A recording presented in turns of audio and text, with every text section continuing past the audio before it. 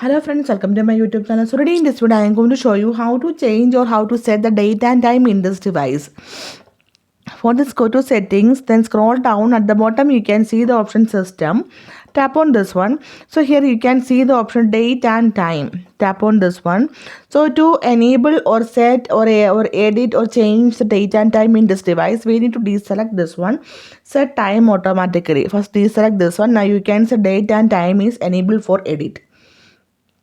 Now you can see the time is 7:58. So here I am going to change the time to 10:58 a.m. Tap on OK. Now you can see here the time is also changed.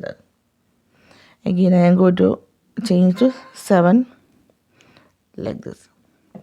Again same this way you can change the date also. Tap on the date. So here you can change the date. So now it is 18 August. So here I am going to change to 16 August. Tap on OK. You can see it is changed. Now you can see it is changed here also. 16 August, Friday.